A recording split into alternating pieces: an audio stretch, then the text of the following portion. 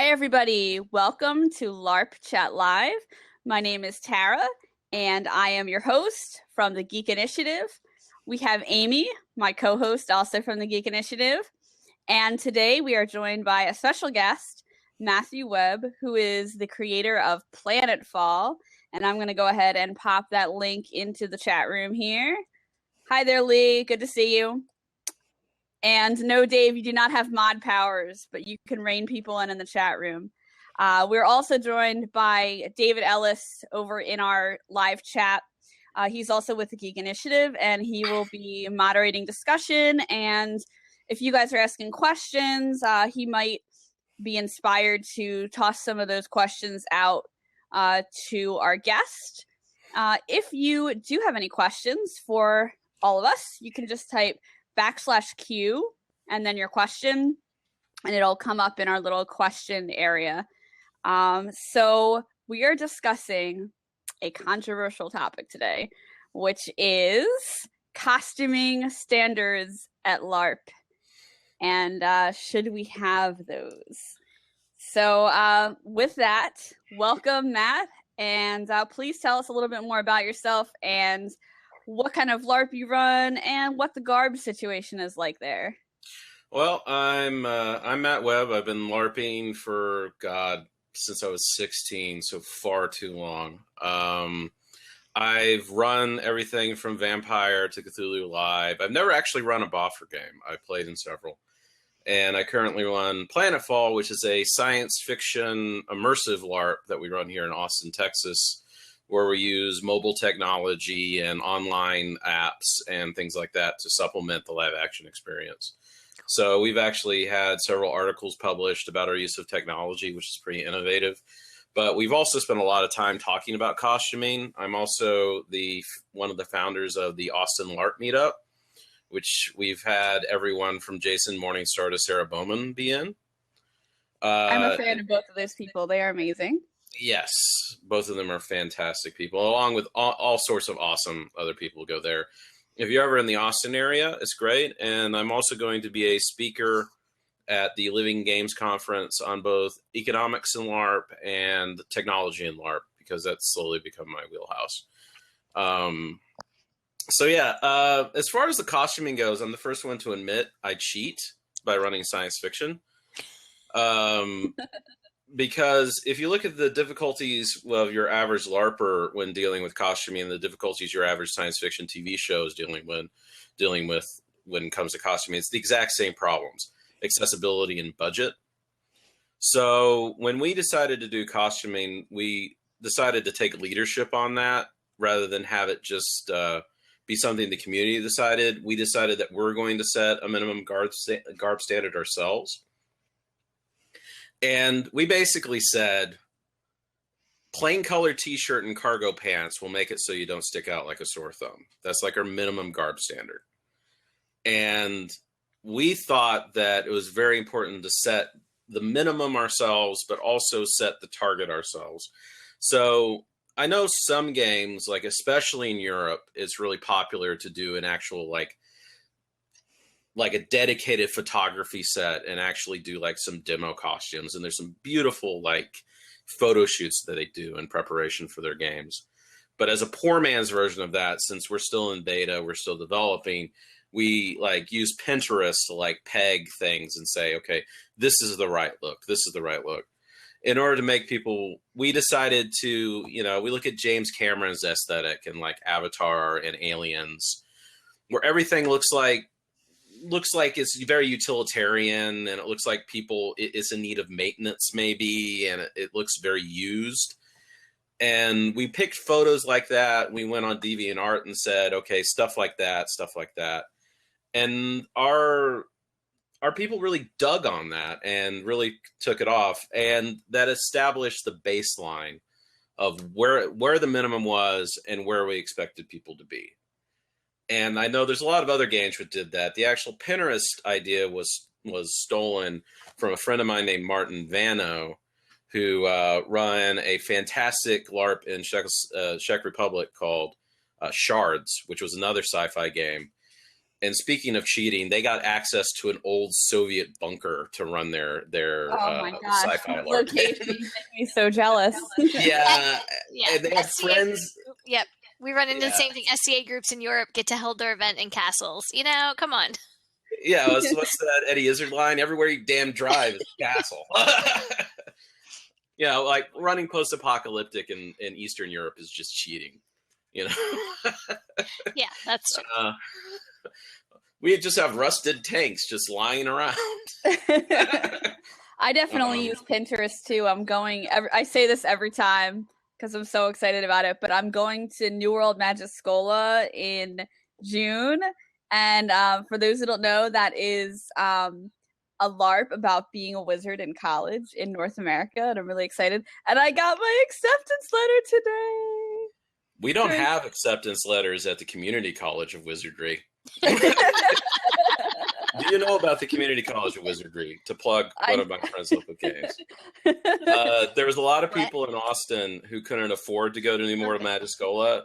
And the creator of College of Wizardry, is signed up and is going to be a guest speaker at Community College of Wizardry, which is we took the Community sitcom and put it in the Harry Potter universe. That's what it is. I'm going to be NPCing for it. I'm going to be the head of the financial office, who literally looks like the Witch King. And our financial aid form asks you things like, are you expecting to have any children? Are you expecting to become particularly attached to them? And it's basically this tongue-in-cheek farce of the student loan system, right? And it's going to have stuff like that. And there's the bewildered 150-year-old wizard who is teaching here because he can't do it, and so forth. And it's basically a big joke on just being one of the creators, Michelle Hermark, says that the entire point is being a flawed person in a magical world. Nice. It's that a sounds fantastic really fun. idea.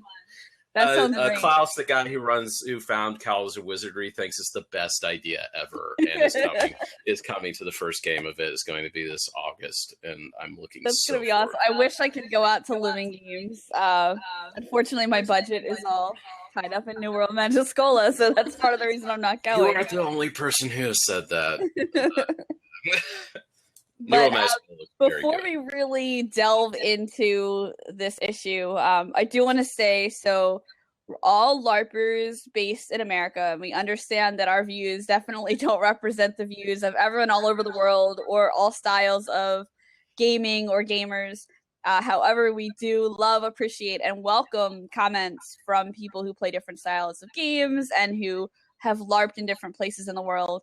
And should you have such a comment, go ahead and put it in the chat window there. And if you have an extensive comment, we may even invite you to participate and talk on camera. So I just wanted to make that clear before we really got into anything, because I understand that our view is limited. And one of the things we're going to be talking about is being limited in your LARP experiences by your finances. And I don't have enough money to fly all over the world and LARP. Not yet. I hope to get there, but not yet. I do have enough to travel regionally now, and I look forward to doing that this year. But that is my main reason for kind of having a limited experience with LARPing all over the world. But when I can, I do like to LARP at conventions and stuff and learn new styles. So, well, I mean, the access of the internet has made our access to costuming so much more accessible, and has made us kind of look in the mirror a lot more. But it's also, and Sarah Bowman speaks eloquently on this point, because of the difficulty that occurs in internet communication, it seems it has divided us more than it's united us. And I think we just have to start focusing on the positive and figuring out what you are trying to do with your, not just your costuming standards, but any of the assumptions you're making in your game in order to achieve what you want to do with your game, and learn from what you want to learn from and throw away the things that you don't want to do, and don't judge it. Just say, this is not what I want to do. I don't want to eat apple pie. I want to eat cherry pie. This is not saying everyone who eats apple pie is an idiot, and it would be wrong to say that, if that makes sense. So do you think, and I'll pose this question to Amy too, that LARP should have minimum garb requirements? I'm going to turn that question on its head. Your LARP is going to have minimum garb requirements, whether you say it does or not. And all the decision you're making at that point is whether or not you're going to take the leadership as a game organizer or a GM or whatever you call yourself, whether you're going to take the leadership to establish them and actually put some thought into them, or whether you're going to let the mob or the swarm or whatever people end up having the social capital in your game determine that. Because every AmpGuard chapter has an implicit garb standard that they expect people to be in. And that garb standard fluctuates and it's not standardized or anything like that. So my position is you're going to have one, and the question is whether or not you are going to be in control of it or someone else is going to be. Because one of the reasons why this is so controversial recently is apparently there was a huge blow up in one of the large boffer communities, which blew up all over the place, and had lots of ancillary fallout for a whole bunch of people, where a group of players have decided that they're going to, a group of players brought up garb standards, and the question became who was going to enforce it. And was it formal or informal? Was it just like players were dressing awesomely and leveled up the standard, or did they say, okay, we're not putting up with your cargo shorts, man? I am not qualified to speak firmly on that. I got the sense that it was more the latter, and that they were tired of looking bad compared to the European games, which is a valid statement, right? But the question going forward is, okay, how do we deal with garb standards, costuming standards going forward? It's kind of funny we're calling it garb standards when huge slices of games wouldn't ever call them garb. They would call them costuming, right? Really costuming. Yeah, that's true. Fantasy. Amy, what do you think about the requirements, and does your usual game have any such requirements?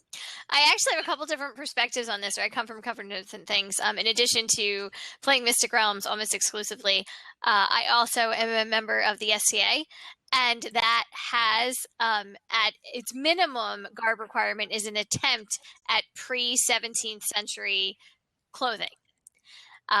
So, as long as someone is honestly making that becomes a huge discussion. What's an honest attempt? If I show up in a peasant top and a modern skirt, am I making an attempt?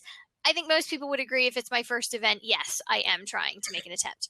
If it's my 10th event, if I've been going for a couple of years, that's when people sort of start to look at things and sort of go, maybe you need to think about this. Although there's totally a community of people that would be like, absolutely not. All the rules say is an attempt. All we have to do is an attempt. In Mystic Realms, we do have minimum requirements, which is that you have to be wearing some kind of costume. In order to enforce that, we do have a player rep who's our, we call them a concierge, who's also our innkeeper. And we always have loaner garb. The SCA also has loaner garb as well. And we will offer it to people. But in general, what we've found in Mystic Realms is that people who if you come and you're coming with friends, your friends sort of let you know that you have to have a costume and they help you figure something out. I mean, we've had people show up their very first event doing full cat makeup, painted from head to toe, and it's amazing. And we've also had people show up, wearing a t-shirt and a cloak, and that is just as valid a first-time attempt. But yeah, I mean, I think Matthew really touched on it when he said that you're going to have garb standards, and it's up to you whether you take it over from an administrative point of view. I know, and this may touch on the controversy a little bit, philosophically, we'd prefer to be inclusive. So letting a minimum be a minimum, I think, is a better way of getting someone in the gate the first time. And you'll see people who've been coming for years, everybody grows their costumes the same way they grow their characters. Exactly. And, yeah. So, but I see that there's a question about first-time LARPers to a game versus immersion. Early on in Mystic Realms, I actually had a player who did not want to wear a costume. And his argument was, if people can imagine that I'm an elf throwing a fireball. I mean, obviously you have to wear ears, but if he's like, if you can imagine that I'm throwing magic, you can also imagine I'm wearing a costume. Yeah. So yeah. I'm just gonna throw that out there as a perspective that was expressed by a player. My experience, and my main game is Seventh Kingdom IGE, and my experience there has also been like people generally come in with like kind of a minimum attempt at a costume, but we've also had people, just like Amy said at Mystic Realms, who come in and like really impressive costuming and really impressive makeup. And I agree. If you don't set garb standards, your players will, even if they're nice about it, like, if you show up at a game and everyone's got a really high level of costuming, that makes you feel like you need to be at that level, whether that's a positive or negative thing for you. And, now that I've played the same character for so long, I have a lot of extra costuming, and my husband also LARPs, so he has some costuming that could fit somebody bigger or taller than me. Or that is more appropriate for a guy. And so when people come in, if they don't have the minimum, I'm like, hey, I can loan you like a tabard, or, if they come into my kingdom group, I can loan you like, a tartan sash so that you like fit in with us and everyone knows you're part of our crew. So part of it is like, if you want other players to commit to some kind of standard, then it's kind of like the be the change thing, like offer to help them out. And instead of being like, your costume sucks, be like, hey, I have this thing. Do you want to borrow it? Or like, I'll sell you this really cheap or something like that, just to kind of help them, get their foot in the door. But the whole like new LARPers versus immersion thing, if somebody who puts a lot of effort into the costuming and the role play, it can break immersion to see somebody like completely not in costume. But, on the other hand, we're pretending some pretty extraordinary things. And the last thing I want to do is sound like somebody who says like, don't wear your glasses, you're ruining my immersion. Like, come on, man. Like, people need to see. I wear contacts when I LARP, but like, there are some LARPs that aren't fantasy, especially where like I would totally rather wear my glasses, like, come on. There's got to be a point where you're like, let's be real. Yeah, I mean, in Planetfall, we try to set the standard at a reasonable level where it's not so much everyone has to constantly bring their A game, because there are players who are not there for the costuming and the makeup, but you don't want them to look like a lump, right? You want them to be part of the world. So, we say, t-shirt and cargo pants, because for every single, in every single sci-fi game there is, or sci-fi movie there is, those are the guys that's what people wear, right? That's not immersion breaking. I cheat because you can go to Walmart and get a valid costume for me, from Hanes and, Dickies, right? But even if you look at like, go and watch Game of Thrones, or even better, find like cheap or second string fantasy movies and television shows. And, the hero costumes are great, but look at the people in the background. Those are screen quality costumes. And if you look at them, you realize all the tricks they're playing. They're wearing t-shirts underneath some really rough cut fabric, and they just tied it the right way. And that works really well. And if you start paying attention to that as a game runner, or as someone who's taken ownership of their LARP experience and is trying to improve their game, you start learning all these tricks that you can use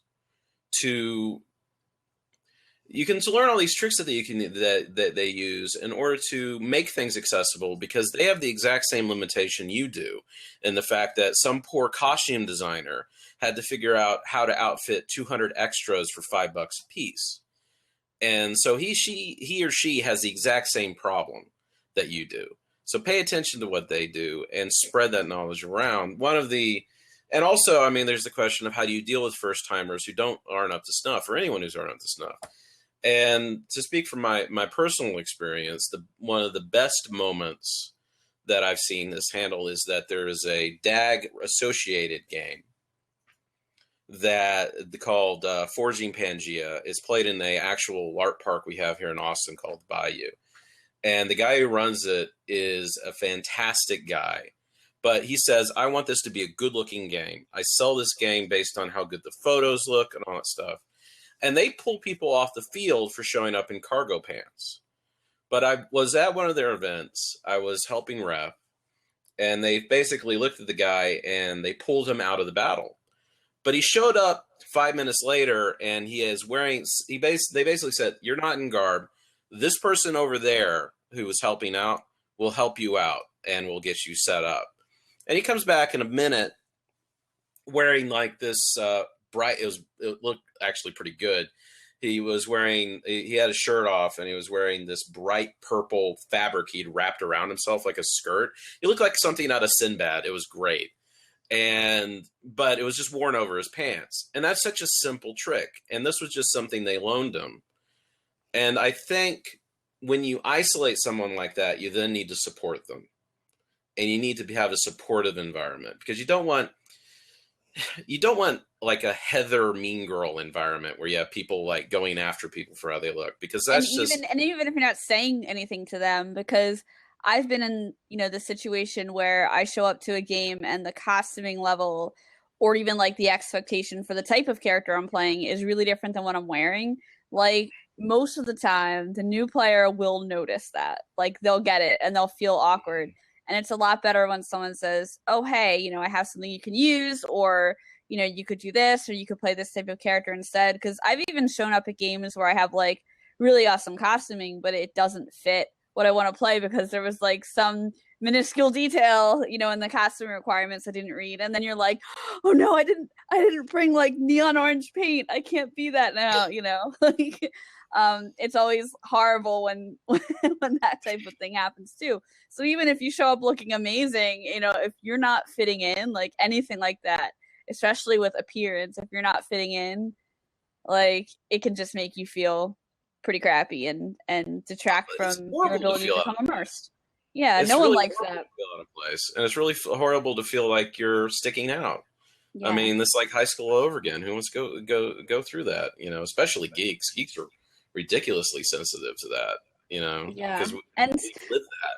And then there are other things you have to realize too, like costuming.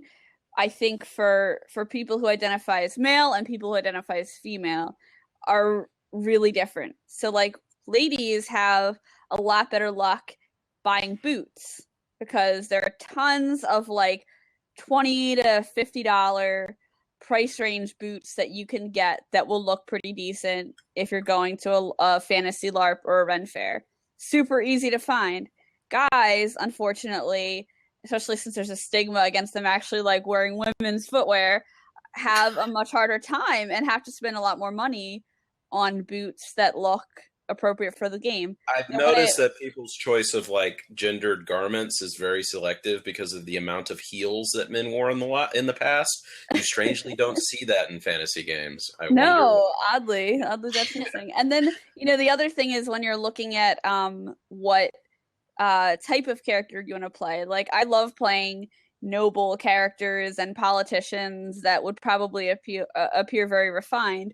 But if you're looking at walking into a game like that as a female character, especially, like you're dropping several $100s on your garb or your costuming, and even more expensive if you wanted to look historically accurate, because then it's just even pricier unless you're making it yourself.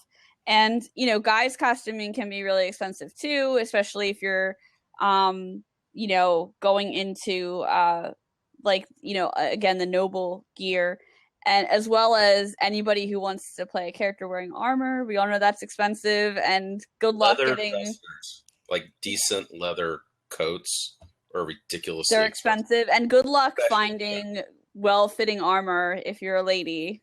Like that gets pricey too. So we can make it armor is pricey for everyone. There we go. Yes, we have a shop in South Jersey. My husband heads it up, and he also LARPs, and he also does SCA. And if anybody's relatively local, he's always willing to help anybody make armor. He can get you set up. So come on down, Tara.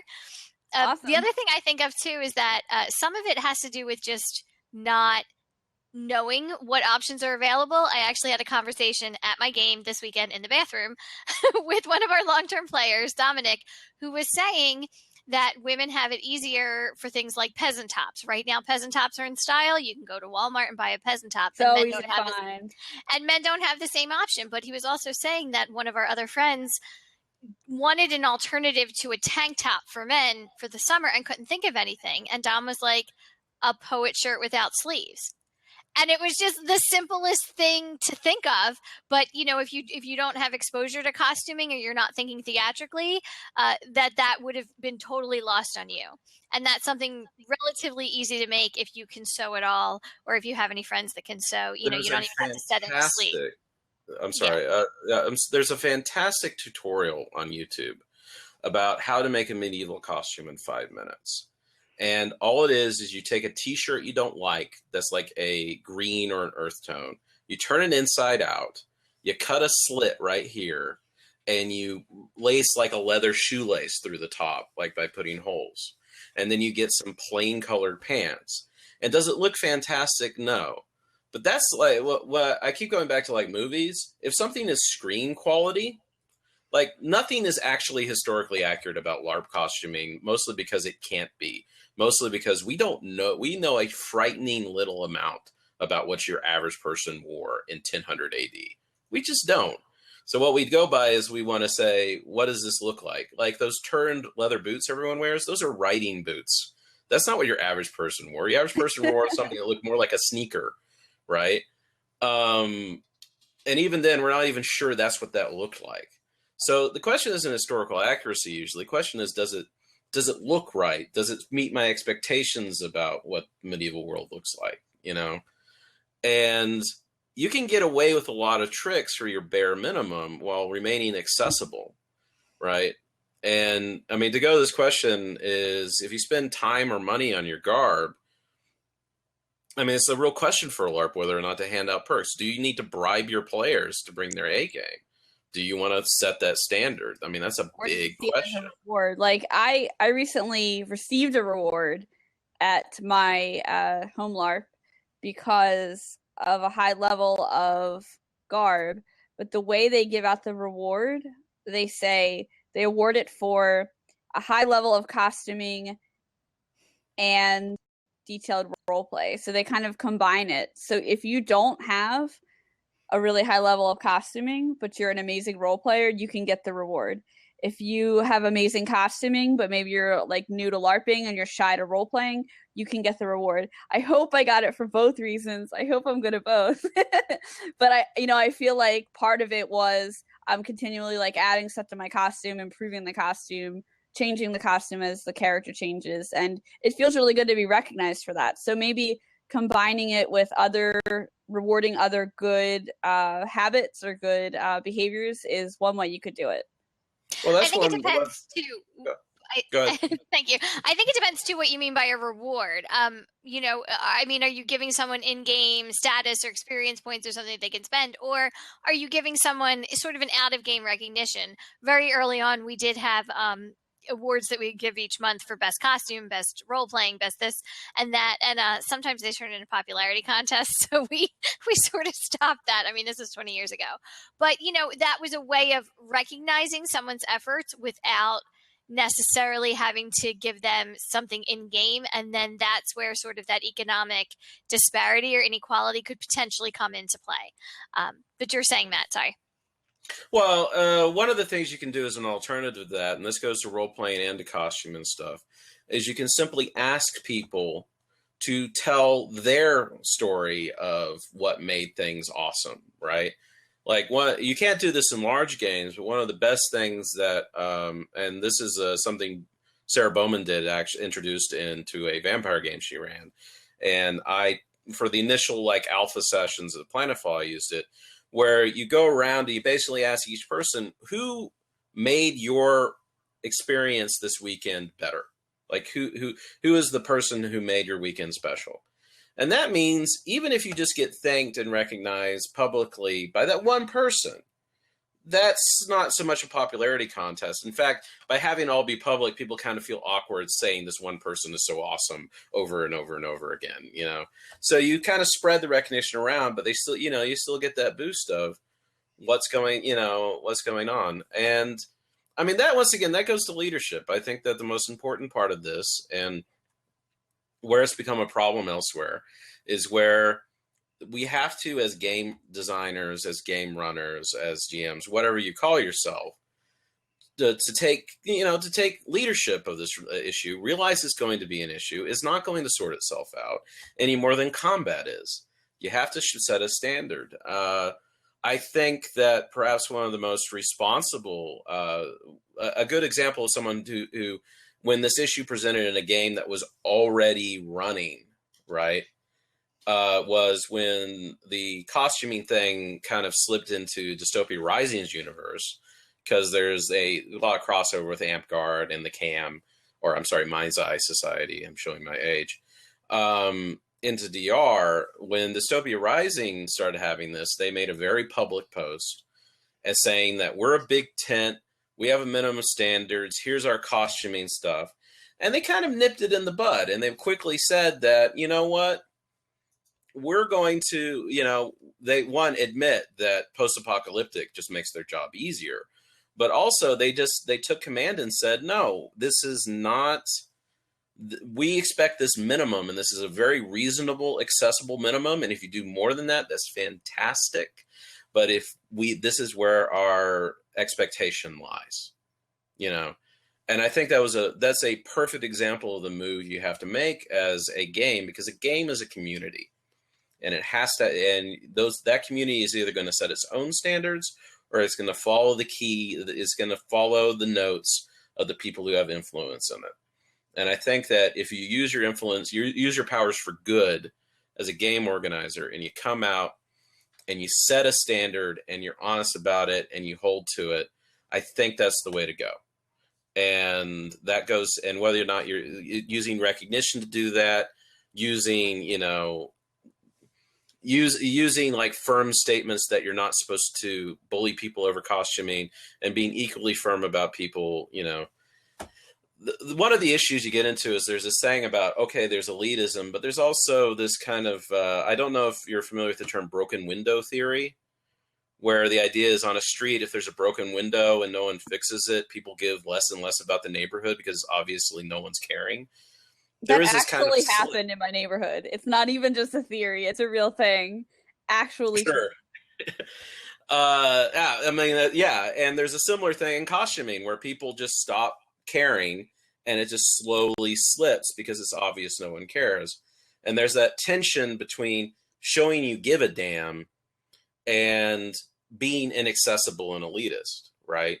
And that's there's no answer to that, but there's no like firm answer to that, but you need to plant your flag somewhere as a game and say, this is a choice we're made, and I'm not going to let this just develop on its own, because at least if I plant my flag somewhere, I can move the flag if it doesn't seem to be working out. Right. And you can't expect your PCs to have like super amazing costuming and then not put effort or money or any resources into developing reasonably appropriate costuming for your NPCs, you know. So that's something that you have to be careful of too. And I've also seen, like, if PCs feel that the NPCs don't have something that they can help them make, I've seen PCs step in and be like, oh, hey, let's have a work day and like put this together, and, you know, or offer to help. And that's really positive too. And that goes back to, you know, what you were saying about it. It's a community. So it's Right. kind of like, on one level, it's sort of everyone's obligation. But I agree, if you're running the game, if you own the game, you need to be clear about your expectations, because that's how people get disappointed. I don't approve of some of the stuff that's been done in real life with broken window theory, just to say that real quick. I'm just using it as a metaphor. As an example. I'm not like supporting NYPD by invoking it. I'm just going to say that because what's going in the comments. Oh, the comments. Yeah. But yeah, like, I mean, you know, just kind of setting clear expectations, especially on your website. can help. So you could have in writing your minimum garb standards, but maybe the pictures that you post are like a little bit higher than that because you want to encourage, new people to come to your game, but you also want to kind of like encourage that like leveling up of costuming. Also, frequently asked questions and advice. We have an advice like, this is how you can do your minimum garb. This is where you can find something. Dystopia Rising has a very good write-up on how to do their costuming. They even talk about layering and stuff like that. A good little 101 is always in place. And there's always going to be some costume bug in your LARP who will be thrilled at being able to write that. Yeah, and the Pinterest idea that you suggested before is great. I've been using a Pinterest board to work on some ideas for my New World Magiscola costume because I've played magic users before, but never one that lives in a version of, the modern world. So I'm like, what would this character even wear? When you enter a new genre, it can be just as intimidating as entering LARP, itself. So that is a really great way to kind of get ideas and share ideas, especially if you do what they have done and you build a community around your game instead of just throwing your game out there. It's great because there's always support.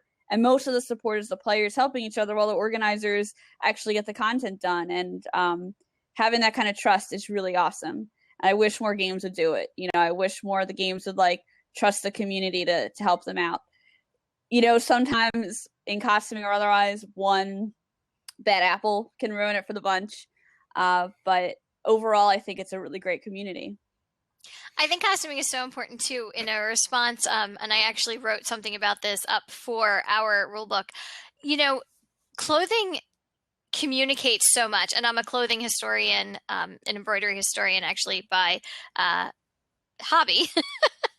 But, clothing communicates so much about it. When you think about individuals, even in our world today, you think about, judges and law enforcement officers and firemen and school teachers and librarians and anybody that you think of a profession, there's a uniform.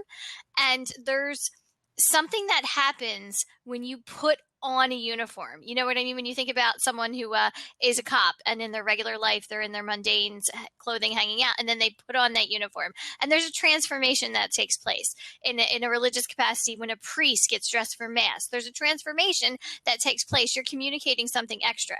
So we almost do ourselves a disservice sometimes within games that we don't recognize how transformative the power of clothing can be. Not to say that we shouldn't have minimums, because I absolutely agree that minimums are the way to go because you don't want to intimidate new people. But, communicating that I want you to represent yourself in this transformation. And that's why clothing is so significant in these games. That's because so otherwise true. We could just sit around the table. When people come into my power group in 7th Kingdom, I have a kingdom favor that they can wear. It's really simple.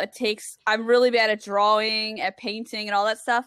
This takes me about 8 or 9 minutes each to make. It's just a simple favor. It's painted. Fortunately, the kingdom symbol is like super easy to draw.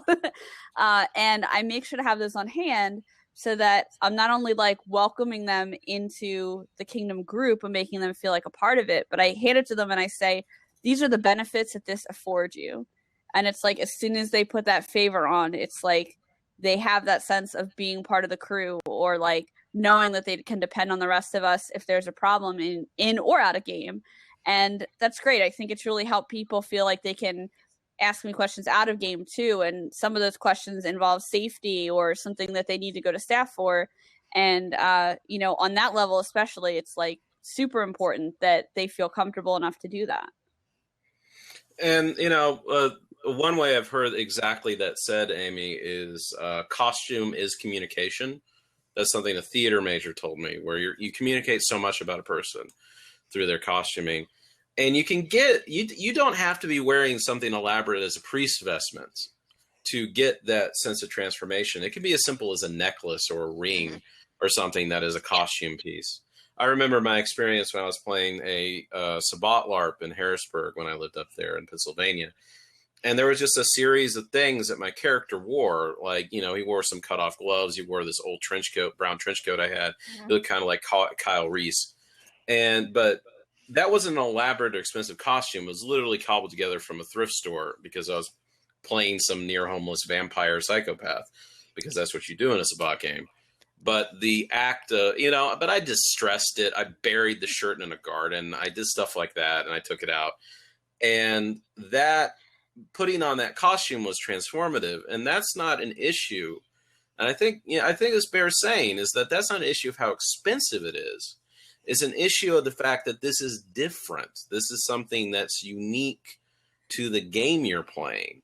So the reason it is more important that I am strapping on something important as opposed to I'm strapping on something expensive. No, that's an absolutely beautiful point, because I think that you could take anyone who's a hardcore role player and ask them about a character and have them identify what's the one thing. You know what I mean? My long-term character, and it's a topic for a different time, but my long-term character plays someone who's sort of a traveler, wanderer culture, and she has facial tattoos. She has little dots by her eyes, and those represent so much to me, and it's when I put those on that I become that character. We need to do this. We need to do this whole topic of conversation for Blab, because I have a lot of feelings about it too. My character wears a mask, and it's like the defining thing, and she took the mask off in front of like her whole kingdom group, and it was amazing, like trust, loyalty kind of thing that happened because of what those objects represent. And the real takeaway here is you don't need to have an expensive item to make that happen. Yep. I have some expensive costume pieces,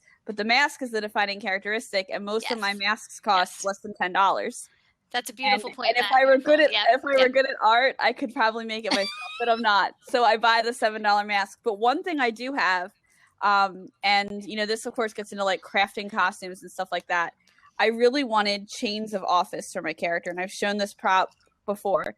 They're like the things that you hang over like this, and they denote authority and position. And my character has a position of authority and worked very hard to get it. And so I wanted this and started looking them up, and they were like $600 for a historically accurate one. And there weren't really any Celtic ones because like they didn't wear those things. Whatever, like Irish people were too busy being like harassed, killed, etc. by the English. So I was like, I need something like that for my character. I went on eBay and I found a belt that matched my character's aesthetic. So it's got like more of a Celtic style. And I went ahead and with the help of my friend Nate, who plays Seventh Kingdom and Faglan and Dystopia Rising, made it into a chain of office so that she can actually wear something like that. It's not even something that really exists in the game world necessarily, but people know what it is when they see it. It adds to the aesthetic. It adds to the point that I'm trying to get across. It adds to what she's trying to convey as well. And it's one of those things, like the prop cost me less than $20 when all was said and done. And anything that you can make or acquire or even simulate to convey something important to the character is really going to help you there. I was going to say, that goes back to Matt's point, and you touched on it, Tara, about Pinterest. There are mask tutorials that involve cellophane. I believe it's like cellophane or wax paper and puffy paint, and you design your own mask that you can then peel off and like attach to your face with eyelash glue or whatever it is. Like that. Puffy paint costs $3 a tube. Right. Like there's so much you could do. Yep. There's a risk in saying just do it yourself, though, because there are people of every class of person. And, there are poor people who have to work all day, right? That's also true, yeah. Just saying do it yourself, maybe their, travel, like their transportation situation isn't what it could be. Maybe they can't go to Joann's. Maybe they can't do all this stuff. So there's a risk in saying, oh, just do it yourself, because that gets into, I know there's a question that you have in the doc about socioeconomic issues, and it's just like there are people who don't have much money but have time. There are people who don't have much time but have money, and those two solutions work fine for them. The lowest, not the lowest, that's the wrong way of saying it, but some of the hard luck, people with the hardest luck in this world that I wouldn't want to exclude from this thing that I love and I think makes people very happy is the people who don't have much time or much money, and because they work all day for not very much. Yes. And I can't fix that about the world, but I at least can't, can make it so part of my hobby is at least accessible, right? And so like trading or just having like, that's one of the things I think minimums are good, because it says to those people, this is something you can do in 5 minutes that we won't laugh at you if you show up. Yeah. Right? And I've got to say, like, I see different sides of this issue because I've been a poor LARPer and I've been a LARPer who has disposable income for LARP gear.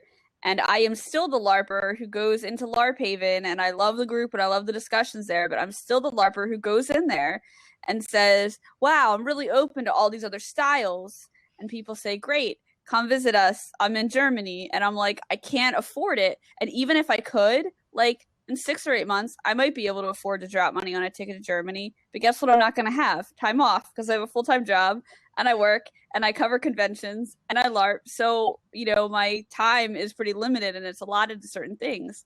And, and I always thought like, man, if I just made like 10 grand more, I could do some of this stuff.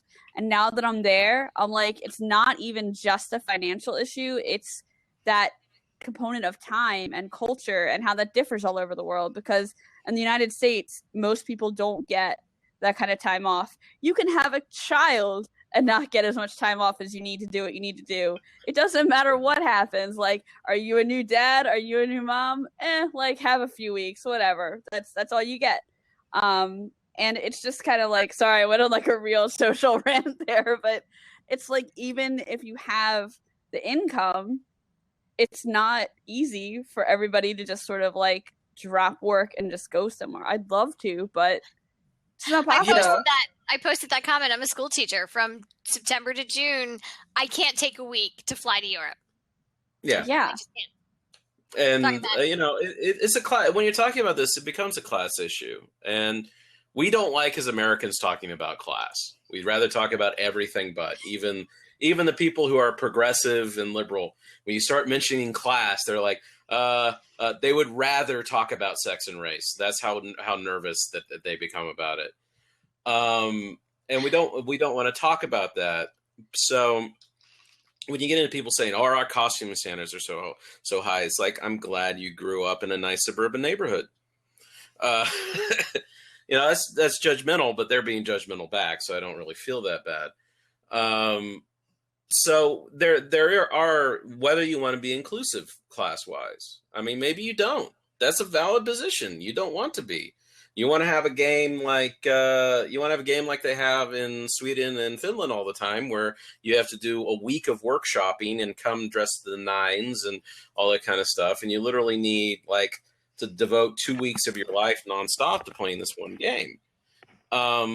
If you want to do that, that's fine, but you got to admit you're doing it. You can't trust around the fact they're being exclusive. I mean, not everybody has to be able to play every single game, but at the same time, you have to own up to the fact that you are excluding people. And if you're fine with that, you're fine with that. I'm not going to tell someone that they can't be exclusive. I'm not going to tell someone that they have a minimum garb standard because they're going for this fantastic, medieval thing and they want everything to be top of the nines. If that's their choice, that's their choice. But they can't act like that choice doesn't have consequences. Absolutely. And they set that expectation. Yeah, Matt, they need to make an informed choice. Like you were talking about earlier about someone who doesn't have the time or doesn't have time and doesn't have money, and it also occurred to me just as you were talking, someone who doesn't have skill. I mean, there's a lot of privilege in me being able to say I can sew because my mom was able to teach me how to sew. I don't have skill. No skill. Not everybody has access to that kind of thing. You know what I mean? It's as simple as that's another really important factor. So yeah, one of the solutions might be make it yourself, but not everybody has access to the same kind of skill set that allows them to make it themselves, which is one reason why, and I don't mean to keep talking about my husband's armor shop, but that's one reason why he's so ready to help people do it, because he has all the tools, he has access to the skill set, and he can help. He has the infrastructure so you can come in to help, And if you can establish a gift economy or something in your game, that is such a good thing where everyone is helping everyone else out. But like when you go to sewing, it's like, oh yeah, you can make it yourself on a $150 piece of equipment. You know, when you're talking about sewing, right? Yeah. Or are you going to do it by hand? Right. You know, no one's going to do it by hand, right? You can pick up a sewing machine for $30, but it is a mark of privilege to say it's only $30. Mm-hmm. That's so groceries. True. Yep, absolutely. That's so true. I remember at one point I was harshly judged for LARPing because I was in a very bad financial situation and not even sure if I was going to have a place to live. And people were like, why are you LARPing? And I'm like, first of all, it is actually my only recreational thing that I have time to do in the whole month, because every other time I'm working at my part-time job, or I'm freelance working at my other part-time job, or I'm not sleeping because I'm stressed out about whether or not I'm going to have a place to live next month. That's my life right now. You know, that's how it was for me. And so having people say that was really, it really bothered me. And I almost felt guilty enough that I wasn't even going to go. And on top of that, like they didn't know the specific situation, you know, like it didn't, I used to be a staff member at that game.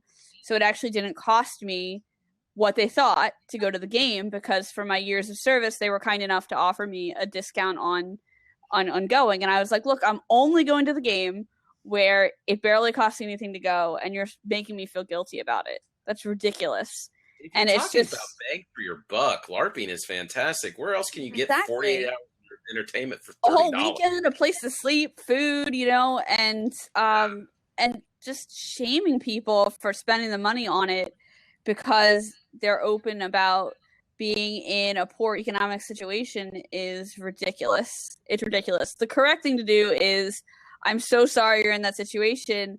Do you need a ride to the game? You know, like something like we that. recently had in our game, somebody lost their job, and you know, I'm not gonna name names because that's embarrassing, but someone lost their job, and I just flat out said, "You're coming to game for free." You know, just because I understand you're probably having a crappy time, and I want you to enjoy yourself. And that was a choice I have the luxury of making as a game owner. But I'm all for having things like scholarship tickets or whatever you want to call them at games. I'm glad that New World Magic School has decided to do that. I'm glad that Living Games has like discounted tickets for students and people who, not just students, but people who are marginalized, people who are lower socioeconomic status, in order to not only give them a voice, but give people this experience. So I think that's fantastic how effective that is, where you still have to pay for airfare is an entirely different matter. But to be inclusive of people, I think Americans have a lot of faults, but one of our virtues as a people is we don't like shutting out the little guy, right? We which is weird. We have this completely schizophrenic like relationship with poverty, right? Right. Where we like sticking up for the little guy, but we judge you for being poor. Right. We love the underdog, but not too underdoggy. And you have to kind of look like we think underdogs look like. Right. For the record, we have also done that too, especially with, players who have been, great contributing players who have done come to us for a long time. And we've had those situations where they lose a job, they're in a bad situation. And it's like, let's just come on. And the best part about that is, as someone who's been in that situation as a player, and who has gotten that kind of help from staff or from other players, it's nice because, look, I already know that a lot of the value that people place on me is based entirely upon how much money I can make, and I happen to work in arts and entertainment, so I already know that the only thing I'm good at is not valued as highly as it should be, so I'm already feeling really shitty about that. But when you invite me to the game and kind of help me out with that because you want me to be there, that's telling me we actually value your contribution to the game because you're a good writer or a role player or an actor or an artist or a musician. And that's super important because it was tied in to the very reason that I was suffering economically. The very reason was that our culture doesn't value the things that I do, and that the economy was just trash, and writers are like, oh, whatever, you're working as a writer. It's all well and good when you're working as a writer, and then when you have a legit job as a writer, suddenly everybody, wants to pay you to edit their things. But that's just how it works. And so it really meant a lot to me when I was having such a hard time with like the value of the only thing that I could do well being so little, to have somebody say like, hey, it does actually mean a lot. You do make a big contribution to this community, and we'd love to have you there. That just made the difference. It occurs to me that the people who look down on escapism are probably the people with the least to escape from. Exactly. That's so true. That's so true. For or whatever need reason. To try it, need to escape right? from there. Yeah. Yeah, they don't know the cage they've crafted for themselves. Wow, I think there's truth to that, yeah. I have my book of Nietzsche somewhere around here. Right? And just like Dave was saying, who knew that this conversation would get deep. I was afraid that we were going to have like fights, not between us, but like I thought people were going to come in and be like super elitist about things, and that we were going to have to fight them. I do have to say, and I'll throw this out here just as a possible argument on the elitist side of things. In the SCA, we do have minimum standards, and one of the arguments that we do have against sort of the minimum standards and encouraging people to come up to a higher level is because we are, there is a segment that's trying to be historically accurate within the SCA, and the argument is that my accuracy doesn't impact your enjoyment of the SCA, but your inaccuracy can impact my enjoyment of the SCA. Now, I mean, make of that decision, make of that argument what you will, but there is potentially, and I think someone mentioned earlier about immersion. I mean, there is some sort of merit in that we've all crafted a certain type of experience, and potentially something else could come in and disrupt that experience. And I think that would be the elitist argument, or the perfectionist argument, maybe. Yeah, and that's exactly. You're too tall to be a dwarf. You're ruining my experience.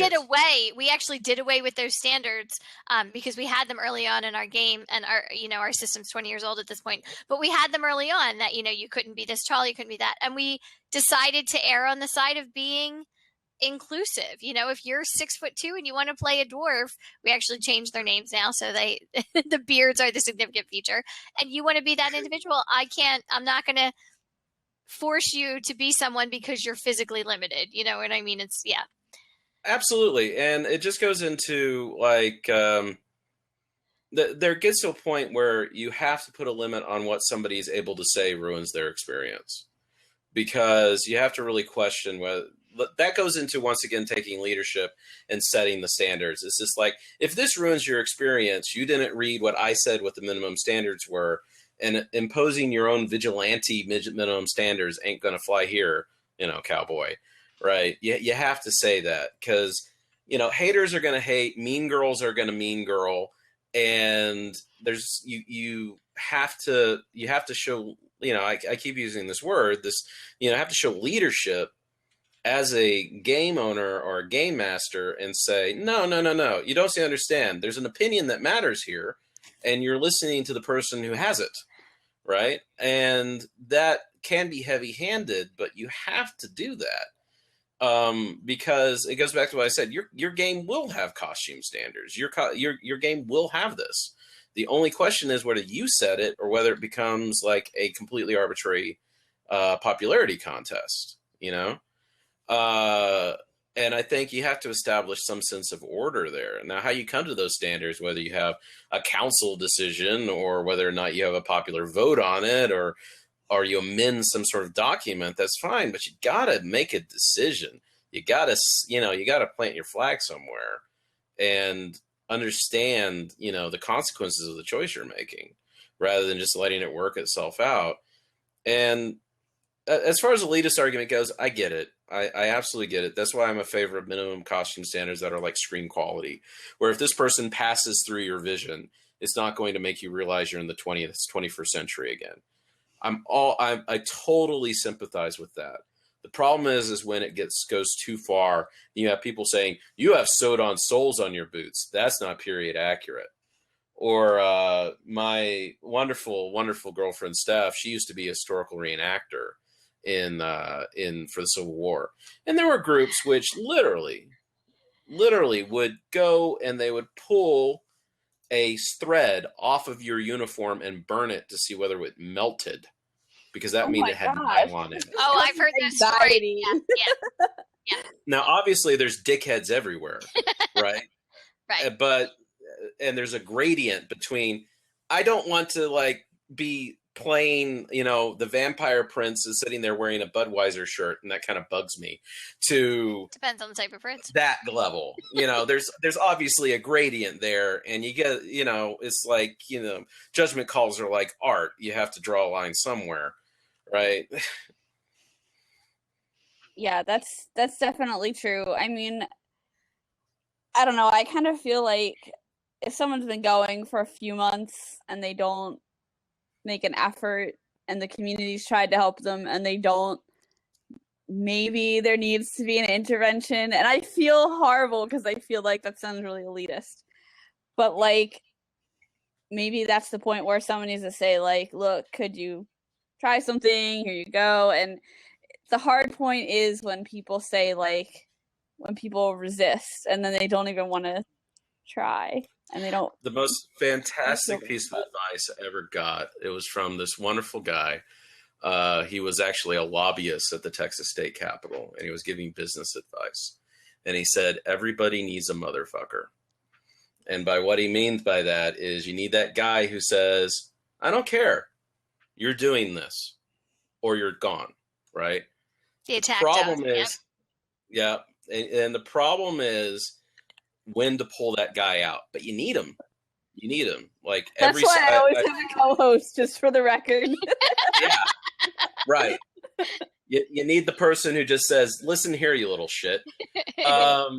After all the, you've got the listener and the counselor who's there to help you. You have the negotiator, which listens to your concerns and is trying to match up what you want to do and what the game needs, and these reasonable people that do these reasonable things. And then this person who's gone for months and after all this talking has done absolutely nothing. You have to have this guy who walks in, guy, girl, whatever, walks in on, and says, I'm sorry, were you not listening? Because I'm going to speak very clearly now, and I really don't care what your opinion is at this point. Yes. And you gotta have that person, because I feel I am so guilt driven sometimes. Like, I've been that person. I've absolutely fulfilled that role many times at my LARP, and it's exactly what Matthew says. You can have discussions sometimes with people, and everybody's being completely reasonable, and they're breaking out argument after argument after argument, and your special snowflake just doesn't want to listen, and you need someone to come in and just be like, take the fangs out. That's the choice. That's my failure as a leader in an out of game over and over, is I'm never willing to be that person, but I've learned to have that person. Yeah. I have this theory of like the godhead of game mastering, which is you have the listener and the empath, like the almost kind of like maternal figure who will listen to you and listen to your problems and encourage you. And then you have like the negotiator, which I guess would be the maintainer if we're going this route. Where I'm using the Hindu godhead to describe game mastering. This is a weird conversation. We have the maintainer who's willing to work with you and is trying to like put you in balance with everything else. And then Shiva the Destroyer shows up and is there to, the greatest act of creation is destruction. And guess what? We're going to be creating a lot with you today, sir. And I find it's very hard for GMs to be all, what? You need it. You need that person to make your game better in the long run. It's very hard for GMs to be all three. They can be two of those, probably. I'm good at being, I'm good at being the person who is reasonable in negotiating with you, and I'm good at being the person who, it's a running joke in my LARP community when they talk about people who have kind of earned a boot, is that, my tagline is, listen here, you little shit. but because they know I'll come in and I'll protect my community from disruptive or abusive people. And, that has its own trouble associated with it. We could have an entire talk about that at any time. But it's very hard to be that and the listener who's so empathetic, because that person who has to come in and kick doors down, they can't have that much empathy. They have to kind of be able to turn that off in order to just basically go, yeah, I know you're probably going to be really hurt by this, but you know what? I kind of don't care. I'm so jealous of that ability. I'm just too conditioned by the patriarchy. I can't do it. I wish I could. Ultimately, it comes down to it's usually after I have found, and having been that person on and off for my game for many years, it really sort of becomes you get to the point where everybody's frustrated and everybody's sitting around and everybody's having the situation where they're just going, we don't know what to do, and this person's not listening, and they're continuing to manipulate this situation, and they're just, and finally somebody's got to do it. And I think part of it is that people don't want to be the bad guy, and especially as women, we're conditioned to not want to be the bad guy. That's me right there. I learned to embrace it long ago, that I was going to have people say really terrible things about me behind my back because I was making decisions that needed to be made, but people didn't want to make them. And it's very isolating to be that person. It can be, absolutely. I mean, it's very isolating because you have the ability to do it. You feel bad afterwards. You're able to do it. So don't, as I think the hipster down in the corner said, be careful what you wish for. And just speaking from my side of the aisle, you get a reputation, right? It's and you have to constantly justify your actions. You have to constantly not look like a bully and a bad guy. And it's tough. And that is, the greatest burden is the guy who throws the switch on the electric chair, right? That's a terrible, terrible job. Why would you want to do that? Why would you want to be the hangman, right? The money better be good. So I think that, there's a lot to envy on both sides that you're able to do that. And it's very, very, very, very hard to be that person, especially once you've established yourself as that person, because then everyone looks to you to do it. I mean, and ultimately you do it because you love what you've created, and you don't want to see somebody messing with what you've created. And that's really what it comes down to. I mean, I'm able to do it because I love our game and I love our system, and I've spent 2 decades of my life working on it, you know what I mean, in countless hours, and I can't even tell you the friendships and relationships that have come out of it. So at the end of the day, I'm going to fight to protect what I love, and if you're being the shithead, then I'm going to tell you you're being the shithead that's screwing it up. I mean, I have made an effort over the past couple of years to step back and let other people step up into some of these roles, so it's not always falling on me. But yeah, I think Pat was saying somewhere, I've heard all the bad things about Amy. I mean, some of the stories, some of them are true, but some of them are totally ridiculous. But, I don't even get to the ability of the worst people that get kicked out are usually the ones who know how to run a rumor mill. Don't even get me started. That's so true. Yeah. Hell hath no fury like a player scorned. Just imagine what it's like living here in good old South Jersey, where it's a lot of games in a small space, and everyone plays like 3 or 4 games, or at least has over their LARPing career. It's rough, man. It's not an easy life. I'm sure it's like charting the relationships of Game of Thrones, as far as this person goes to this game and his friends. Yeah, it really can be. And it's like the rest of the world and the rest of the country has had this like beautiful, illuminating experience where we're all a LARP community. And I feel like, I don't know, maybe it's just me, but I feel like we were the last ones on board, and we're still like, I'm personally there, but I feel like we're not there, like as a whole. And it's just it's just rough. Is that really Dan No? Dan No is really here. Oh my gosh. Hi, Dan. I mean, some of it is the incestuous nature of South Jersey LARPs, or LARPing in New Jersey, I mean, and that's one of the things too. Like, and then Pat also said he dated someone who hated me. Yeah, I mean, so I always feel like that meme, like, oh, you heard a bunch of crap about me from someone who hates me? It must be true. I mean, but this person is popular. They can't lie. Right. You have to consider the source sometimes. And for the most part, I'll tell you if I screwed up, or I'll tell you if I did it. You know what I mean? So you don't have to make up rumors, because I need to learn from your example, Amy, where I've lost my temper. I mean, I've gone to the end of my line with people, and I would say that was an overreaction. It wasn't a completely unjustified reaction, but it was an overreaction. So I don't know. I honestly have not played Changeling the Lost. Yeah, I haven't. I am not an experienced Changeling player. Amy, I know you've done vampire LARPs. Have you done vampire LARPs of this variety? What do you mean? Wait. Changeling Lost is a vampire. Yeah. Yeah. No, I have done vampire and I have done Changeling. Right? Am I looking at the Geek Request podcast? Yes. With LARPs like Changeling, Lost, how the costumes to be introduced since they can take you back at any moment. I don't know that I know enough about Changeling to even answer that question. Huh.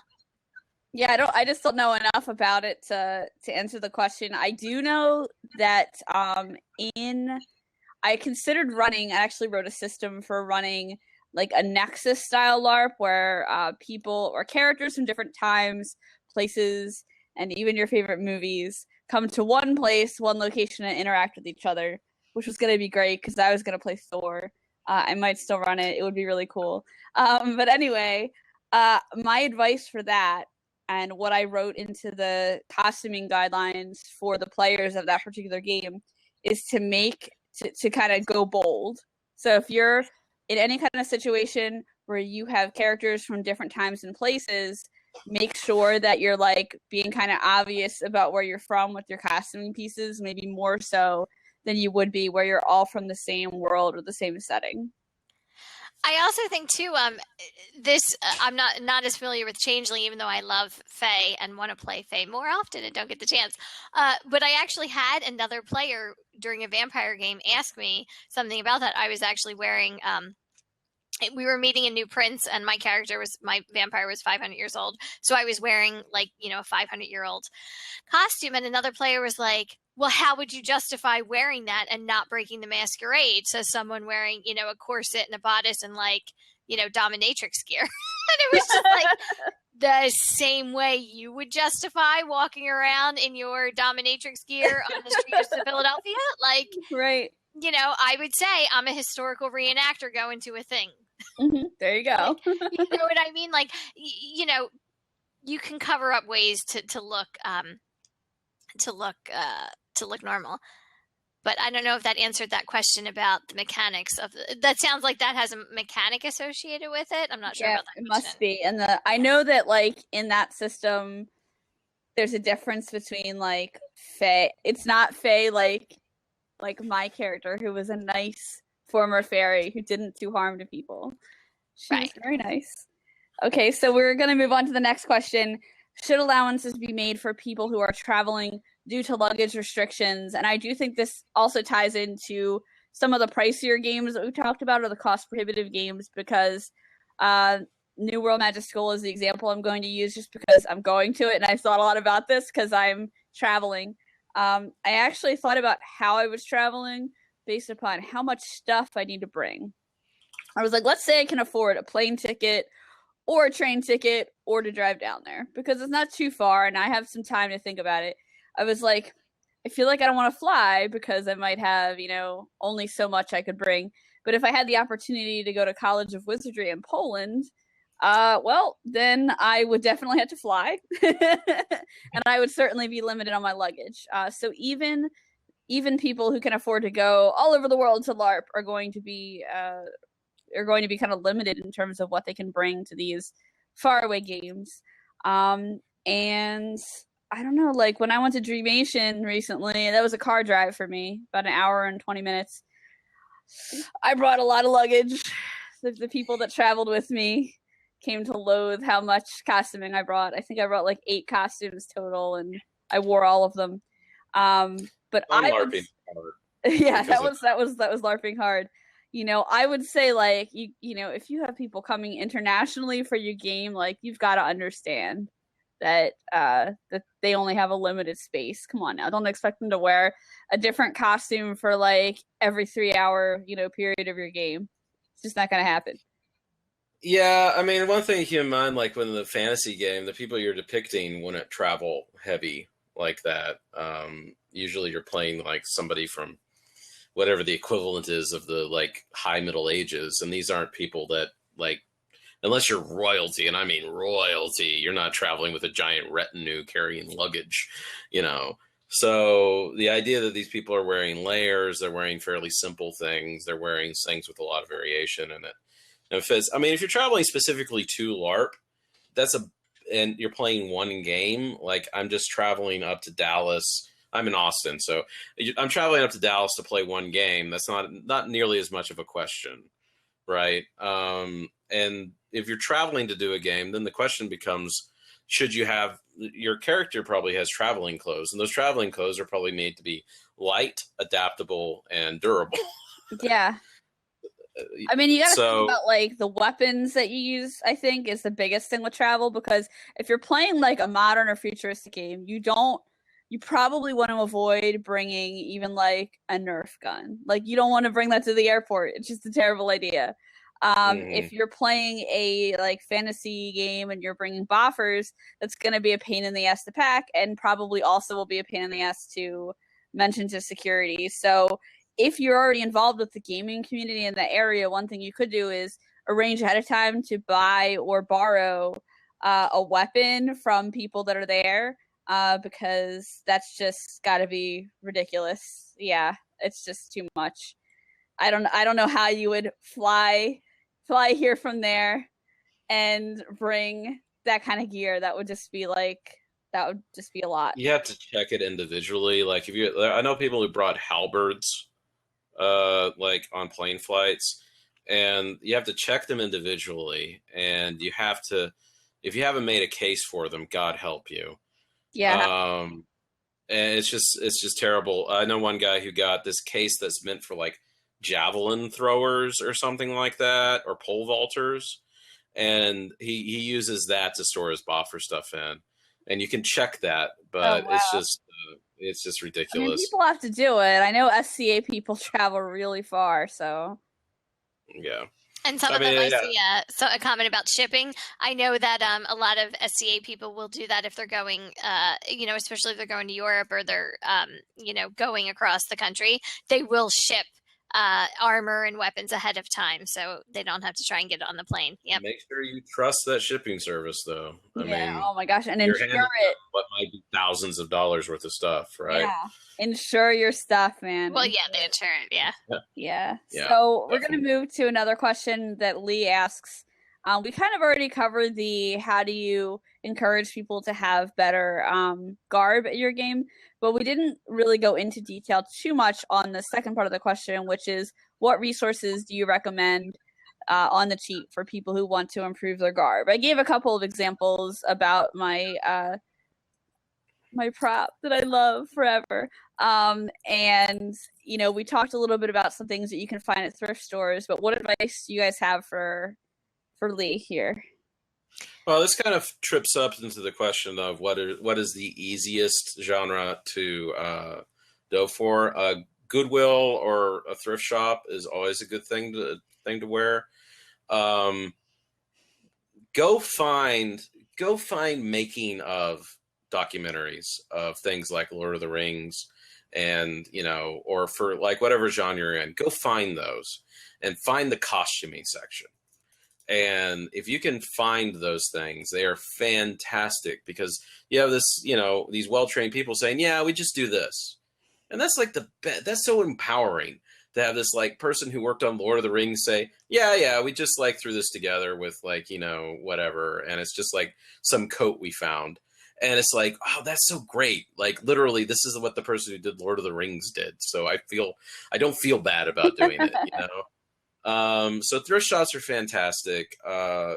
Remnants, if you can get remnants, especially if you know someplace that sells furniture fabric remnants as opposed to clothing fabric remnants. Furniture fabric is very easy to make medieval style clothes out of because it looks so thick. And don't get corduroy, but like that faux leather and stuff. You can, in what they call a remnant in furniture fabric is huge. They're talking about like, oh, it's 2 yards, it's a remnant. I'm like, Oh wow. what? Yeah, like if you go, It's a wider what, width too to start I'm with. used to like Joann's where you get like a little square of fabric and that's a remnant. No, but like There's, furniture fabric Hanover. comes in like 54 to 60 inches wide. Oh, cool. So even if you get a half a yard, you've got 18 by 60. You can That's do a pretty lot cool. with that. It's heavy. It's not the most comfortable stuff, but goddamn, it's cheap. Hanover Fabrics, I think, is the one that has the fabric furniture for remnants in the back, and you can also do with like sci-fi stuff. And unfortunately, it just goes to ingenuity. But luckily, ingenuity is something that you can pass around, and if you like are having active discussions as a community on how to do things easily, you can spread that knowledge around and help people out. Post-apocalyptic and sci-fi cheat because we can say find cargo pants and a t-shirt, right? The worst, and I mean, post-apocalyptic is even sometimes even the easiest because it's just like find the crappiest clothes you own, Yeah. right? And throw dirt on them, genre, and that's exactly what they do. And even if you go and watch Mad Max Fury Road and don't pay attention to the war boy, that's a cheap costume. You don't pay attention to, Immortan Joe and Furiosa and all that.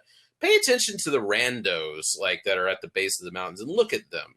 Look at the people walking in the background and like pay attention to those guys. And you realize like if you interrogate that with your eyes, you realize they're doing some really simple stuff, like ridiculously simple. And I think one of the most important things you can do is just like actively demystify this stuff. Also, raid costume jewelry mercilessly. One of the best things I ever did is I was coming up with a costume for basically a space Nazi, for lack of a better word, where I was just a military guy. I had a black BDU shirt and black pants, and it just didn't look right. And I raided my girlfriend's jewelry supply, which you should have no shame about if you're a guy LARPer. You should just raid that. And I found this wonderful, it was just a chain with like something that looked like a dog tag at the end of it. It was part of like some sort of like belt, like costume belt. And I wrapped it, I mean, it's all about ingenuity, right? To do it cheap. I wrapped it around my shoulder and like hung the chain like a cross. And it looked like, it looked ridiculously militaristic, and it looked like it was some sort of badge of office, but it's literally something that I looked at and just experimented with. Yeah, Hot Topic sale rack, there you go. And she helped me fix it up, and it looked great. It looked like, and if you look at the people who do professional costuming, they do that stuff all the time. They're like, yeah, this thing that's hanging on there that looks like so impossible, those are actually like, we just glued 2 Gillette razors to the guy's shoulders, and they looked vaguely futuristic, and it just kind of worked, and then we spray painted over it. And I remember looking at that, and I'm like, wow, that's like, okay. So it's just a matter of imagination. I always love the stories from Firefly, how they did a lot of the costumes there. And oh my God, yes. And Nara's dress. No, the costume designer, she's fantastic, but the dress was the costume designer's wedding dress, and she retailored it and repurposed it for Inara to wear. And I'm like, man, talk about like saving some budget, like when you're, on a budget. I mean, even productions, not all of them have millions of dollars. I wish Firefly had millions and millions of dollars. But it's really cool what productions, can do, and they have budgets too. So that is really kind of valuable lesson to think about how they actually create those things. And for armor, I know we use, if you're there's a certain thickness of plastic that like you can get almost in barrels. So like pickle barrels and things like that can be sometimes found on the cheap. And then you cut them down, you cover them, you can cover them with fabric to make armor for a medieval setting. Or if you're doing post-apocalyptic, you could definitely just have plastic hanging out. And the other thing, and I do not encourage any kind of larceny when it comes to this, but should you have a resource for aluminum street signs, the signs themselves would be amazing post-apocalyptic armor, but the metal, the reverse of it, the plain metal side can easily be done and cut into pieces you know, if you have friends with access to a couple simple tools to create some kind of basic armor for a fantasy game. Not that I would ever suggest that you take street signs, but if you every have so them. often, you know somebody who works in the parks department and they're getting rid of this or they're getting rid of that, and you know. I have a question for since you guys do more fantasy than I do. What's your opinion on PVC chainmail? Have you seen this stuff? Chainmail. I don't think I've seen the chainmail like I don't that. think I've ever seen chainmail like that. I've seen people learned it because it was actually a technique that was created for making Lord of the Rings, where they needed literally hundreds of suits of chainmail. And what they did is they took a pipe of chainmail or a pipe of PVC, and they cut it into little rings, and then they just snapped it together after like cutting a little slit in it. Right. And it's a very, very cheap, effective way of doing chainmail, and then they just spray painted it black. I think it would depend. I think it would depend on your specific game. I know at our game we have specific thicknesses and materials specifically for armor that grants in-game bonuses. You know what I mean? Like if you're going to have, if you're going to say that this protects you from having your limb cut off, then it has to be a certain thickness or requirement. Right. But I don't see any reason that doing something like the PVC armor wouldn't be acceptable as purely a costume aesthetic. Yeah, a light or medium touch LARP, it's going to be more about like how it looks than like how heavy it is, because it doesn't have to take a full combat hit or anything like that. But one thing I do want to say on the topic of armor, especially since I haven't seen that particular type of chainmail, is, if one person shows up in $2,000 set of real custom plate mail and another person shows up in spray painted cardboard, they're getting the same armor points, the same like basically bonus for wearing armor, because they're wearing armor that covers the same areas. And I've seen people get a little like angry about that. Like, I spent all this money and this other person shows up in, cardboard and gets the same thing. And like, you can see how it sounds elitist, but you can also see like, if it's really detracting from the scenario, like maybe the person just shouldn't have played the character with the armor. Like, I've made that decision. Also a mechanical thing, because that's weight and motion, and if you're that much lighter, that seems like a big advantage to me. And it's like there's that real, there's that real life burden that you're carrying when you're wearing armor. It's not light. And so I can see why in game mechanics you get a bonus for it, because it's like, it's actually hard to wear. Yeah, I mean, if it's properly fitted to you, you can definitely move in it. It's not nearly as bad because it's just the weight's distributed and things like that. But absolutely, and that's one reason why, and our mechanic is it has to meet these minimum requirements, thicknesses, or specific materials. It has to be made out of, so we don't get. I think our creators' nightmare is always the tinfoil over cardboard. And I think that, and it's funny too, because I think it depends on the genre. I absolutely think that there are some things that if they showed up in APOC, an apocalyptic game or post-apocalyptic game, they might be legitimate for that realm. You know what I mean? Whereas if you wore them in a fantasy realm, or you might have that moment of helmet that's like a tinfoil hat. That would be great. We actually do have a character in our post-apocalyptic game who has a tinfoil hat. Nice. There's aliens, and then like she will tell you the whole story to it. Yeah. Well, I've seen armor. There's some really great armor that's made out of for post-apocalyptic games. Old license plates is a very common thing. Exactly. Yep. It looks really good. It's the what I call Awesome's razor, where Occam's razor states the simplest answer is the best, and Awesome's razor states the most badass one is the best. That's pretty cool. And I've also called it, the rule of cool, right? Where if it looks cool, we're going to put up with it, or I think authenticool or cool-thentic is what I've seen called that. So, I mean, the reality of the fact is that old license plates are made out of really crappy metal and wouldn't protect you from anything. But, it's like, it looks good. So, yeah, have at it. Or, the tin, like post-apocalyptic is dripping with the rule of cool, the very fact that it's been 200 years and half the, like, you're still wearing old Metallica t-shirts. I'm like, those would have been gone by year 10. What are you doing? But, you know, that's like, but it works, right? It's more of the rule is less about realism than about genre, you know? We are rolling up on just after 9, so I do want to make sure we have time, especially since we got through all the questions. Whoa, that never happens. I wanted to ask if you Good job, Dave. I know. Nice. I think that's actually one of the. I'm surprised that isn't a strain in DR. That there's literally like metal fans as a strain.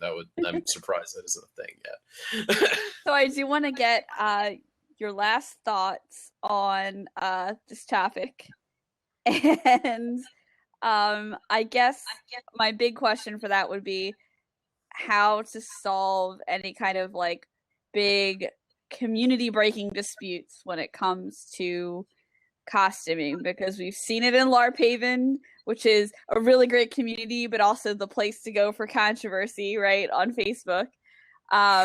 People get really passionate about this topic. So how do we all come to a common ground when it comes to costuming at LARP? I think the way that we come to a common ground is by saying that there is not a common ground. There's individual choices. I think that we take the lead people should take the lead as the heads of games to be inclusive while also setting standards. I think that in my game, I can only speak to what's worked for my game, but my game is we go in and we took leadership of that from a very early point, and we said, this is where I want you to be, and this is how you can get there. And I think where I want you to be is a very, very reasonable place. And if you don't think that, talk to me. But, you waste you spend the brain power to come up with a reasonable compromise, and you set it for your community without also saying that this makes me better than any other game. There are no better or worse games. There are different games. There are games that are doing things other people aren't, right? But I think we can be together without being the same. I don't think there's a right answer here. Dagahir, at two completely different ends of the spectrum, Dagahir is a battle game, and some of its events have costuming requirements, some of them have none. But that's a battle game that's about hitting people with sticks, and that's fine, right? There's nothing wrong with that. And if they've decided as each individual chapter or event where they want to be, and that's perfect, because they make that statement and they go with it. And they decided to have none, or they decided to have some, but they've made a decision. And I think it's just important we start to make a decision as the people with the authority and the responsibility to the communities that they caretake, because one of the things we lose sight of as GMs, as we focus on plot and costuming and stories and all the various other minutiae that come with running a game, which we sometimes lose sight of the fact that we are the caretaker of a community, and our voices will be heard. And I think that we should use those voices to speak within our community and say, these are the standards. This is what I expect out of you. And anything less than that, we have to question. And we have to say, tell me as the person who I'm part of your vision, I'm part of this community you're in. Give me a clue. Don't leave me out in the cold to whatever I think other people are thinking. I think so. That's what I'm saying, is that I'm always a big advocate for game staff not being tyrants, but taking leadership of a situation and setting the community standards and acting on them. I think that's the best solution to not just this problem, but many problems that we deal with as LARPers. Vote Awesome. 2016. Very well said. Thank Amy, you. your final thoughts. I think there's a couple different things. Matt's answer was great, but not every LARP is going to be everything for every person. People are going to be looking for different things and want different things from their game. So, that's part of it too, that you may not always fulfill everybody's niche. And we have a saying in the SCA, which is, don't let the best be the enemy of the good. which I think is something that we run into a lot sometimes in LARPs, you know, either with mechanics or with role playing or with costuming. You know what I mean? That everybody's on a continuum and a spectrum. And as people are moving towards the best, you know, you have to acknowledge them for where they are and recognize that they're making a good attempt or they have a good try, you know? And some things I think some things you have to be forgiving about. Footwear is something we didn't talk about, but footwear, especially in a fantasy game, is always going to be an issue. You know, boots are expensive. Medieval boots are expensive, and people have orthopedics. People have, you know, knee problems and foot problems, and, you know, they don't want to be running around in sand on something that has no tread. So, yeah, you know, you have to be understanding. You have to meet your players where they at. You have to try and elevate them where you want to go. And, you know, for me, I try to err on the side of inclusiveness whenever possible, which some people listening to this right now are spitzing that I would even say that. I would have to say, you know, in your community, kind of try to be the example, and when you can, offer help. Like, I was just recruiting for my specific kingdom group in my specific favorite LARP over on the side there. And hey, yeah, I want my group to be the best power group that there is because it's amazing. But it's also about the sense of community, not just of the whole LARP scene in general or the whole LARP that I attend, but I know that if I bring a friend to my specific power group, that I can help them have a good experience, even if they show up next month as a totally different character. Like, I just want to make sure they get in somewhere where they're not going to be treated like crap. Which is why I like, if that's not what they're into, I'll direct them to another kingdom group where I know they'll have a really good experience, or where I can kind of like connect them with the person in charge beforehand, because ultimately you want new people to have a great experience and come back. So, you know, definitely if you're one of the people complaining about, you know, I hate when new people show up and they're wearing sneakers and blah, blah, blah, or like they're not even wearing a tabard. Well, like, did you offer the new person the extra tabard that you hopefully washed and have in the backseat of your car? Because that's what you should be doing if you really have a problem with it. You can fix a problem that you see, then stop complaining about it and start fixing it. You know, again, this whole blab is brought to you by the Geek Initiative, which I started because I saw a problem. There was not good representation for women in geek culture. The specific problem was I went into a comic book store and had a horrible experience and was like, screw you, I'm going to make a list of comic book stores that treat women like people because I'm a person, damn it. And that was kind of the genesis of the site. You know, I write, I make content. So I saw a problem I could fix and I fixed it. I wish I could draw a comic book, but we all know I can't art. So I did something to change the scene to the best of my abilities. So please, if you're going to complain about stuff, fine, complain, but do something about it to fix it, especially if it's in your ability to do so. And that's kind of my view on it. And, you know, if you are new and you haven't LARPed before and that's holding you back, I also want you to know that as an experienced LARPer, sometimes I'll go onto a site and I'll have imposter syndrome, like, am I good enough to be there? Like, I was afraid to go to New World Magiscola, even though I was like talking to all the VIPs and the people running it and stuff like that, because I'm like, I don't know if I can even do this style of gaming. I don't know if like I'll have a budget for a costume. It's not just new people that think like that. Experienced people think like that too.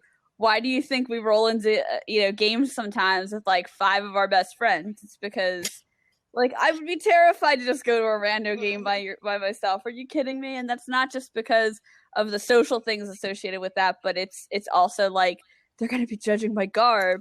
They're going to be judging how I move. It's like, it's everything. So if you're new, please give it a try. I know it's difficult, but please try. Come to our games. We love our games. Guys, feel free to type. Everyone in chat too, feel free to type your favorite games website in there, any games that you run or play, because we really do want to involve more people. And if you come to Seventh Kingdom and you want to play in my kingdom group or not, I'll help you with costuming. Just let me know. I've tried. I have officially gone. I'm going to respond to one of the comments in here. I have officially gone full Nordic, that happened at Dreamation. Lizzie Stark herself was the one that said it, so it happened. It was real.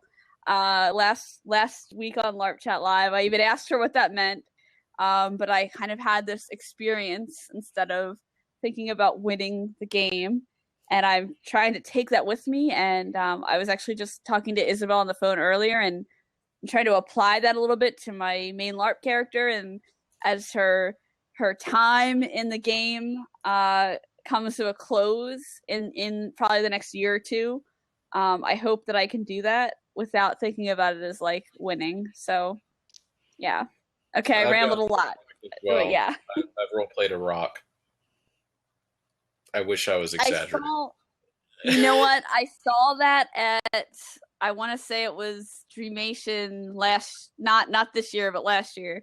And I was like, I feel like that's just too out there for me, and I can't do it. I can't do the rock one. If so you I played hang on around here Sarah Bowman is a good friend of mine. You hang around her long enough, she will draw you in to the weirdest games you have ever seen. And you know, it is a thing, and it was fun.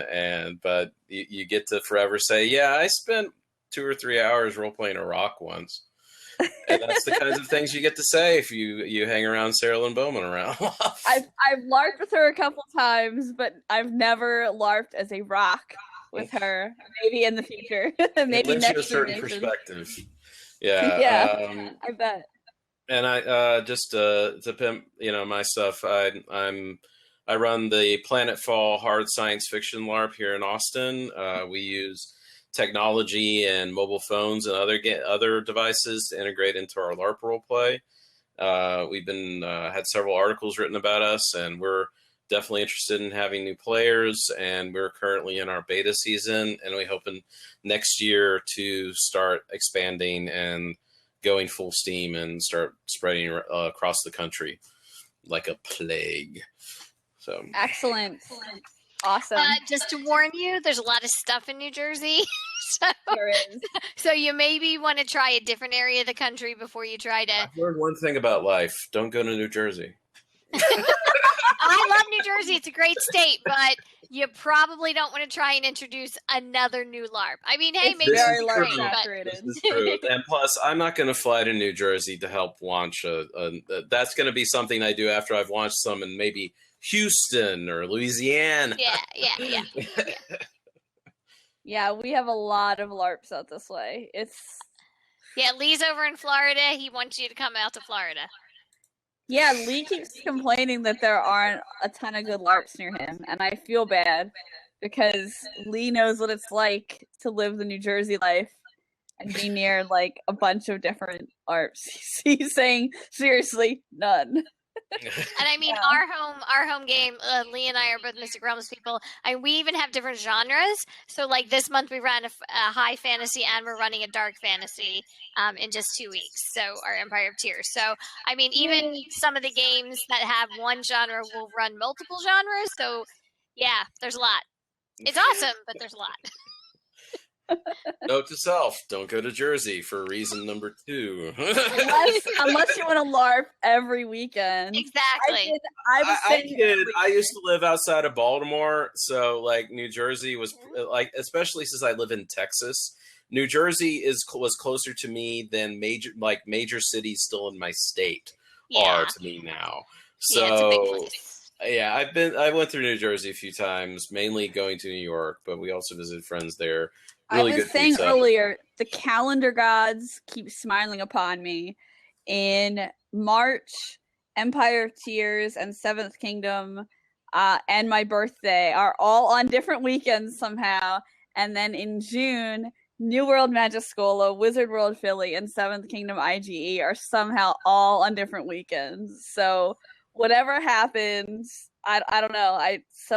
Some calendar god loves me. Isabel tried to call in and then went away. Did you want to call in, Isabel, before we close out? You should call in. Totally call in. Yes? No? Okay. Okay, I'm guessing not.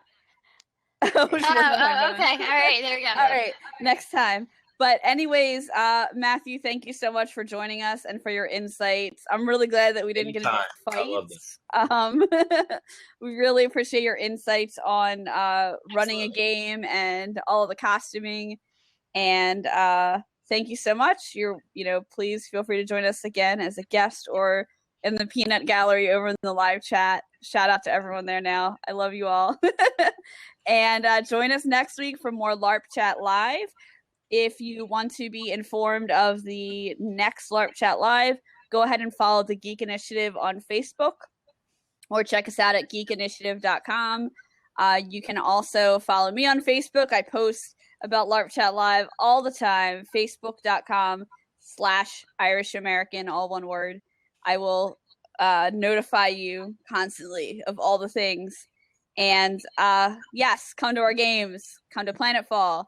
Come to Mystic Realms. Come to Seventh Kingdom. We would love to see you at our games. Yeah. Thank you so much. I'm going to go ahead and pause the recording. You guys have a great night.